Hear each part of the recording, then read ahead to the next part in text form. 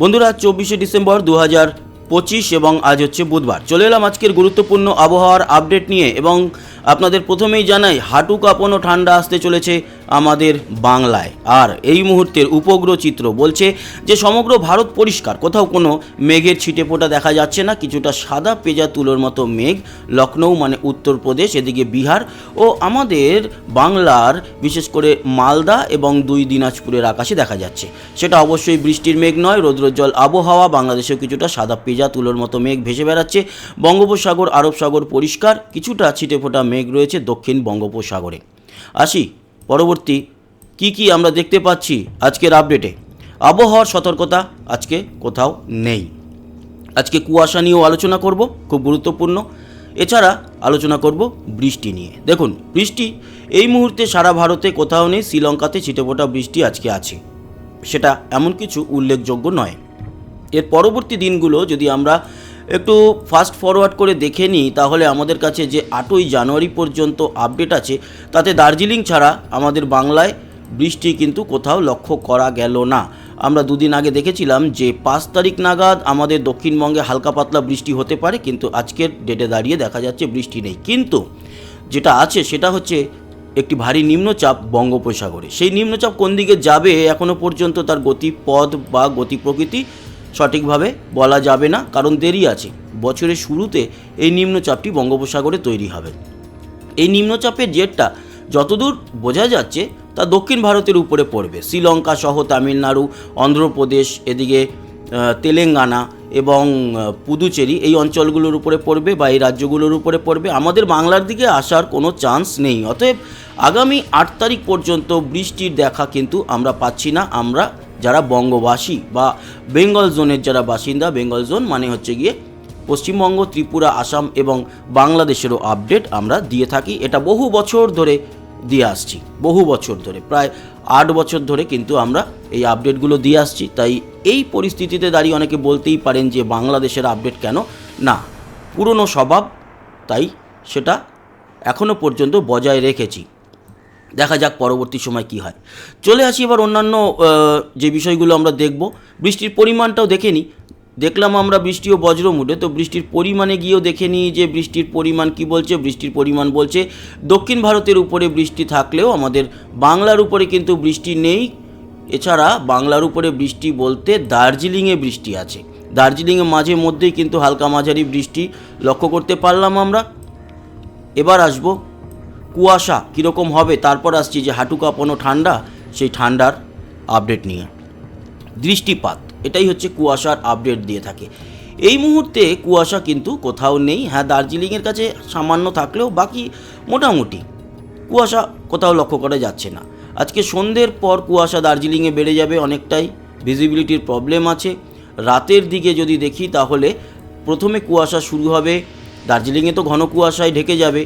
এছাড়া আসামের গুয়াহাটির দিকেও কুয়াশা থাকবে, তবে প্রপার গুয়াহাটি না, গোয়ালপাড়ার কাছে ভারী কুয়াশা, ঘন কুয়াশা যাকে বলে দেখা যাবে। আর মাঝারি কুয়াশা আমরা খানিকটা উত্তর দিনাজপুর, মালদা এবং মুর্শিদাবাদে দেখতে পারবো। ভগবানগোলা, ডোমকল এই অঞ্চলে কিন্তু আজকে রাতের দিকে, এবং কৃষ্ণনগর, শান্তিপুরে আজকে কুয়াশা দেখা যাবে রাতের দিকে। আর ভোর রাতের দিকে যদি দেখি তাহলে ভোর রাতে একেবারে যদি আমরা ভোর 4টে-5টার দিকে চলে যাই তাহলে কিন্তু আমাদের দক্ষিণবঙ্গ জুড়েই কুয়াশা। তবে ভারী কুয়াশা কিন্তু এই যে লাল হয়ে যাচ্ছে, এই কুয়াশা অনেকটা বেশি। পাটনা, তারপরে এদিকে লখনৌয়ের কাছে ভারী কুয়াশা দেখতে পারবো। প্রয়াগরাজ, বিহারে, উত্তরপ্রদেশে, লখনৌতে।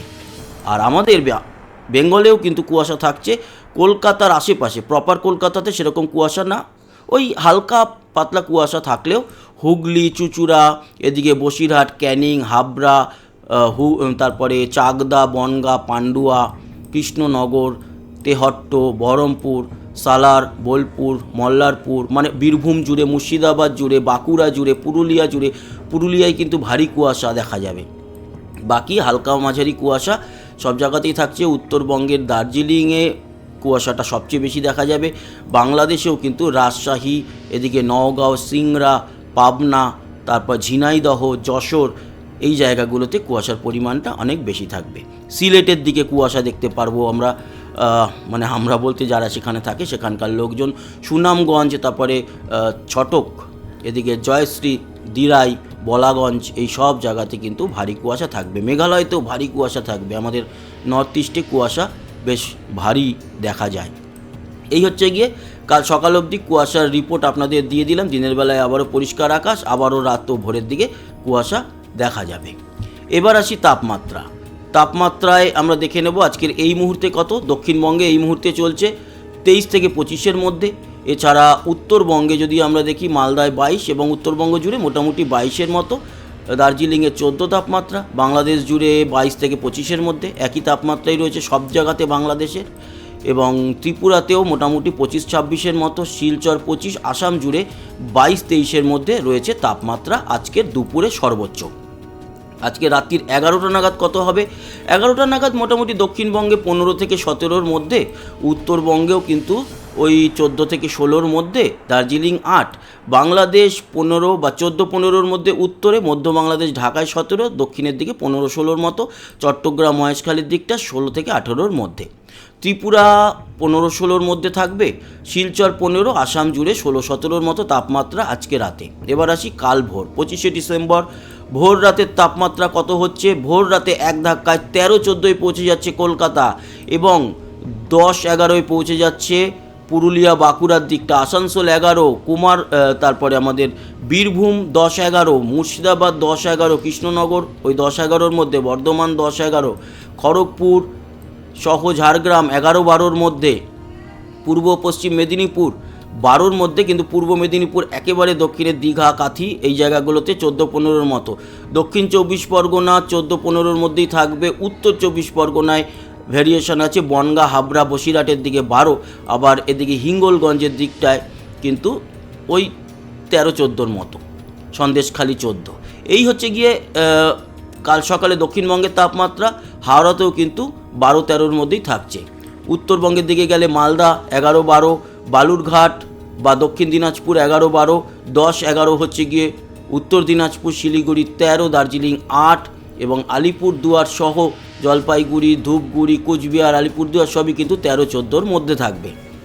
বাংলাদেশের উত্তরে 13, রাজশাহীর দিকেও 11-12-র মতো, আবার ময়মনসিংহ সহ ঢাকা, বরিশাল, খুলনা, কুমিল্লা, সিলেট এই অঞ্চলগুলো 13-14-র মতো, চট্টগ্রামের দিকটা 15, কক্সবাজারে 18 এবং ত্রিপুরা থাকবে কাল ভোর রাতে 13, শিলচর 13 এবং আসামে 15-16-র মধ্যে, জোরহাটে 13 থাকলেও বাকি 15-16-র মধ্যে থাকবে।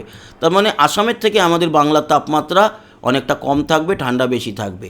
আর যদি আমরা পরের দিন 26শে জানুয়ারি দেখি, তাহলে কিন্তু 26শে জানুয়ারিও আমরা যেটা লক্ষ্য করতে পারছি 13-14-র মধ্যেই থাকবে তাপমাত্রা। মানে এই হাঁটু কাঁপানো তাপমাত্রা কাল থেকে শুরু হচ্ছে। কাল থেকে ঠান্ডা আরও অনেকটা বাড়ছে এবং কয়েকটা দিন সেই ঠান্ডা কিন্তু চলতে থাকবে।